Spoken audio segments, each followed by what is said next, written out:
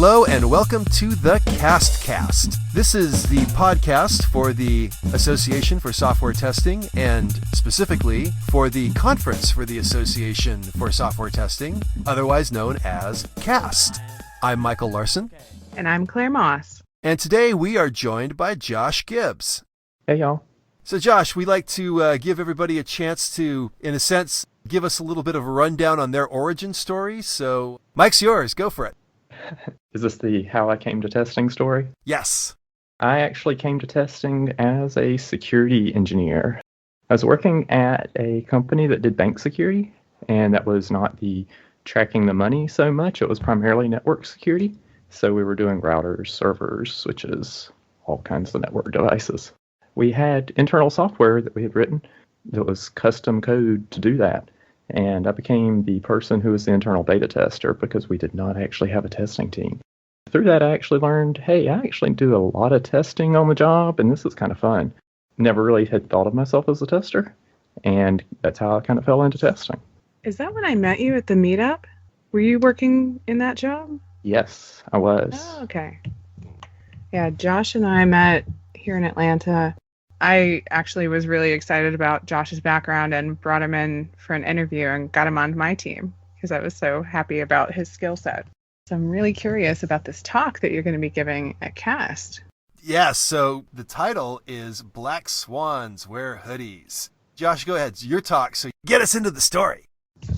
I can say that just as I learned that I came into testing from a security background, a lot of testers come into security and they say, I don't know anything about security, and they actually may know a lot about it. They just don't have that mindset about how do I think like an attacker. And this talk actually came out of an internal talk that I did at my company, and I called it Think Like an Attacker. It was two testers and developers who were thinking, how can I do my own security testing before I call in the experts to do the deep penetration testing, the hacking? Is there some stuff that I can do? And there actually is a lot of stuff that everyday testers can get involved in, and they actually may be looking at some of the same tools that the professional testers, the security hackers, will be using. Yeah, I remember you did a lunch and learn on security testing when we worked together. How different is this? I know this is probably a lot later in your career, so you have new tricks to share. The talk that I did was very targeted around what are some of the web testing tools that are available. And this workshop will actually not be tool focused at all. What I'm going to be doing is something that is more of an exercise where people can take their own meaning from it, which is very open-ended and actually means that any of the hypotheses that I present could be just proven in real time right there.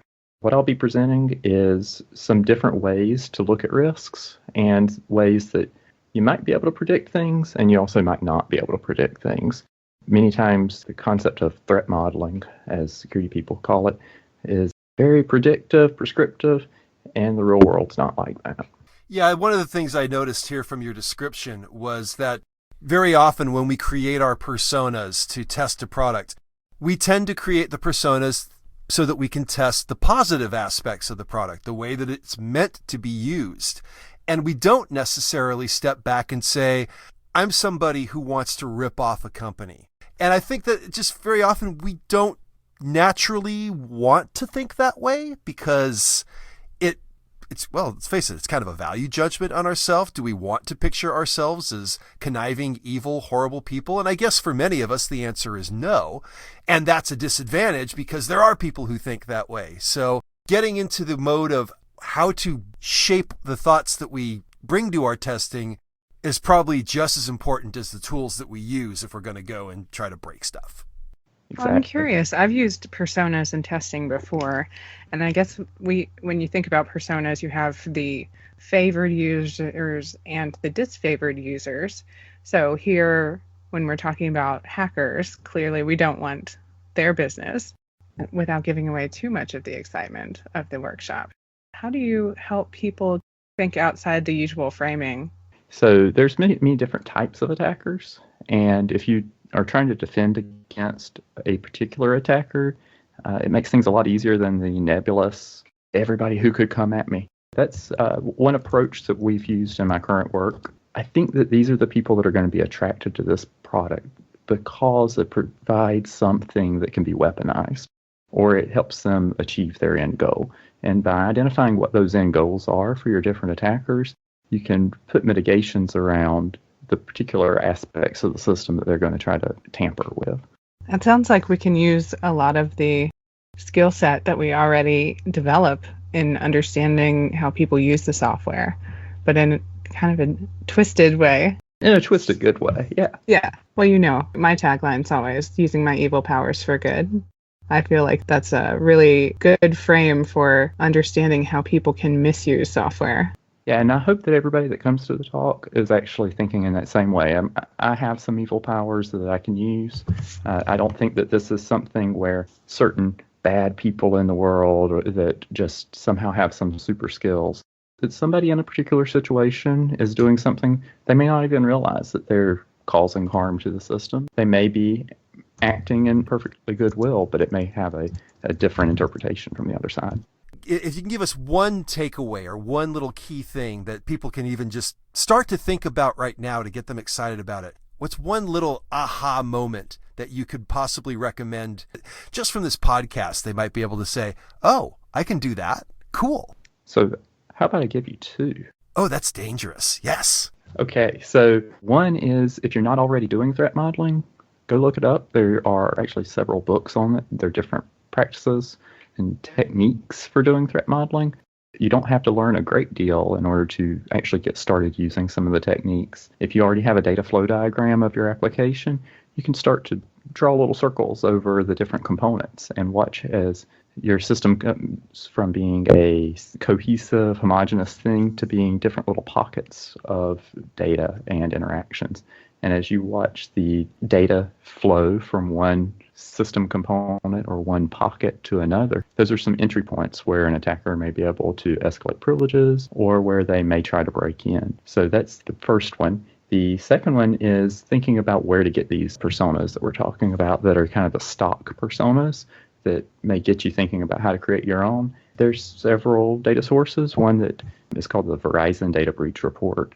It's an annual report that Verizon puts out, and security people all over the world use it for planning and doing consulting and lots of other things. That's one place that I would definitely go look. It's usually an easy read. It's not a crazy, difficult document to read. Who is your target audience for this workshop? People that are interested in security. I would say security experts may come in and say, hey, I already do a lot of this stuff, but they may get some alternate ideas from the people in the workshop. I really expect a lot of the activities going to come out of the interaction between the people, because one of the exercises that I have is a bit of a game and very experiential learning for that part. So I'm not really sure what's going to come out of that part. I'm structuring it with a particular goal in mind, but I'm not doing it in such a way that people won't be able to have fun. Sounds like a choose your own adventure. I like it. It is. So if you would like to come in and choose your own adventure with Josh, we definitely want to encourage you to come and join us at CAST 2017. Again, it is in Nashville, Tennessee, and it is at the Gaylord Opryland Resort. I think I got that right. The tutorials start on the 16th, but the conference itself starts on the 17th and 18th. So I don't think we have a full schedule published yet. So we'll find out soon which day Josh will be presenting and who you're up against. And we also want to make a mention that early bird ends June 1st. So if you want to get in for a few less bucks, we definitely want to encourage you to get over to www.associationforsoftwaretesting.org, get to the CAST 2017 registration, and sign up. And with that, we want to say definitely thank you for listening to the CASTcast, and thank you, Josh, for joining us today. And it was a pleasure. Thank you. And we look forward to speaking with you again soon. Take care. Bye, y'all.